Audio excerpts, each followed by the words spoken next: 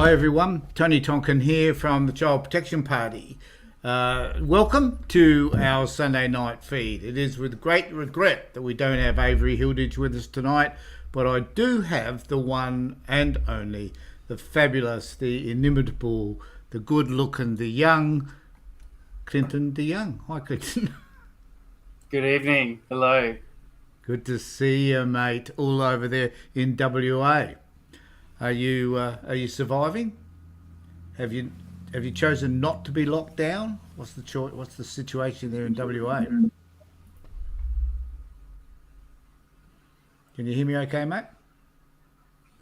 Just if you could repeat what you just said. I'm just wondering how things are in WA. Yeah, no, really good today. Really good. It's nice and warm. The sun's shining. All right, and no COVID. Is that no COVID or some COVID or occasional? No, we've got about 1,000 new cases today, so it's slowly ramping up. All right, so you're just getting like the rest of us. Yes, we're slowly getting to normal like everyone else. Okay, well, good for you. Look, today we're going to talk about a subject which is, I think, affects anybody who's involved in the child protection system, and this is a moment in which we can start to offer a critique of the child protection system, not just in WA, but the article that we're going to refer to tonight is applies everywhere. And I've got some stories to tell about my experiences of working with people around this particular issue as well. So we'll start off by you, and I'll bring up the article that we've been discussing. And I better get rid of me there first. Hold on. This is the article. So Clinton, if you just want to go through this and start talking about it, or I don't know if you can read it or not. It's not very good. I actually, because I don't have a subscription to the WA Today or whatever it is, I had to look at Reddit and found the article as a printout there. So do you want to talk about this for a moment? Yeah, so a couple of days ago, the West Australian newspaper put out an article from the Department of Communities saying that a group of police officers have raided a child protection. It was a child protection employee.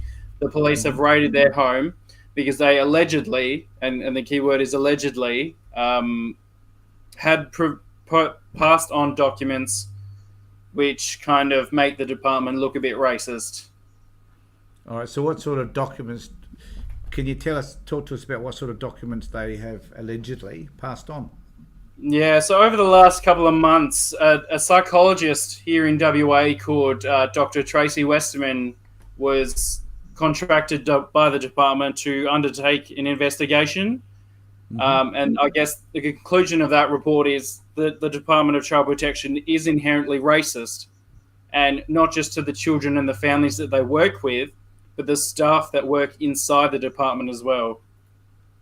So did they highlight issues around, like, what were the racist allegations? Have you got a sense of that at all?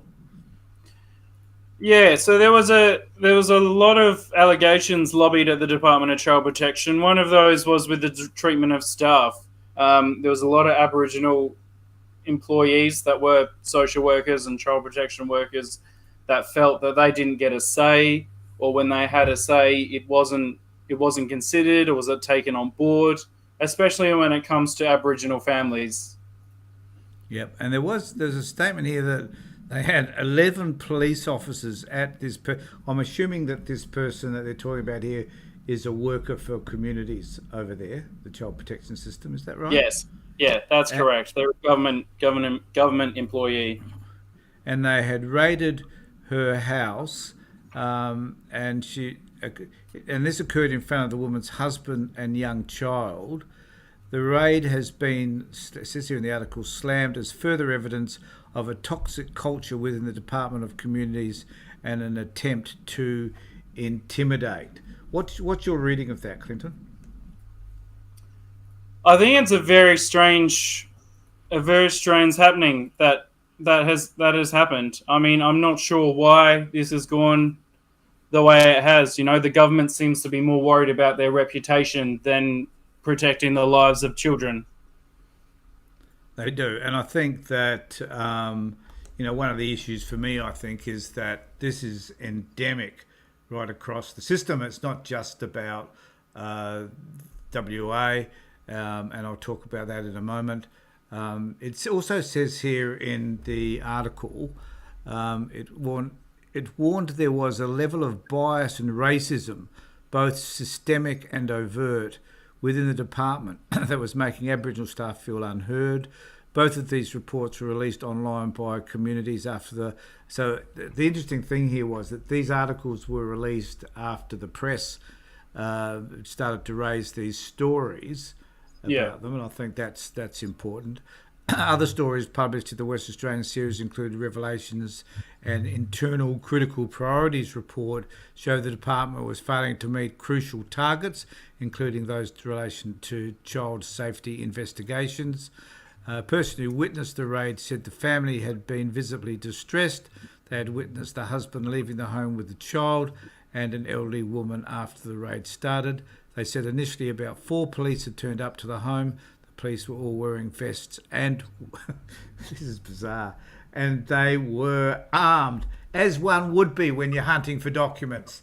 Let's go in all blazing, and let's arrest whoever we can, because clearly they were violent people. I guess that's the inference there. You want to add some comments to that? It is. It's a really bizarre situation.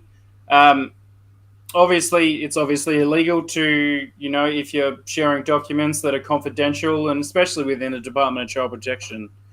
And it's just really bizarre that the government are going to these lengths to hide and protect, the misgivings and the mistakes that are actually happening in the department. And it's actually making it worse. And that's the really bizarre thing. They keep going and it's getting worse. It's not getting better. They're not hiding anything. Well, and they're trying to cover it up, though. Surely that's the intention, isn't it? I mean, the intimidation stuff is designed to prevent people from coming forward and making further complaints. So it's the whole thing is a silencing process, is it not? I don't know about you, Tony, but I probably need to change my pants if 12 police officers rocked up at my door after this conversation. I don't think I'd be quite peaceful. So, well, I don't want to get a text from you in the middle of the night saying that you're spending the night in jail, Clinton. I don't think that would be helpful at all. It goes on here to say, though, West Australian Police, can we see that? Yes, it's just down the bottom right-hand side. West Australian Police have responded to a complaint of alleged criminal conduct. Police are not investigating journalists in relation to this matter. No person has been charged at this time, and the matter remains under investigation.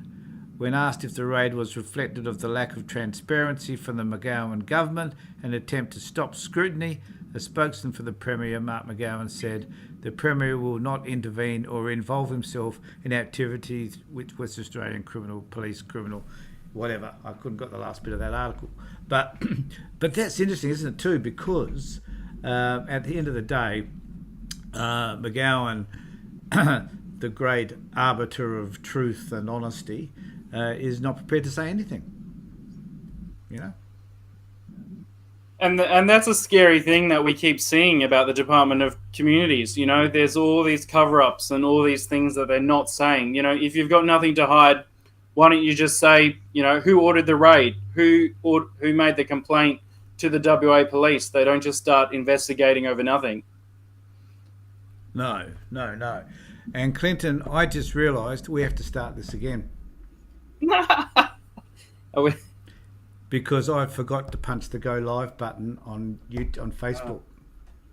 So this is being broadcast. Hold on. So everybody on YouTube, I apologise because I'm going to turn you off, and we're going to have to start again. So that's a bit embarrassing. That was a good 10 minutes. To get this done.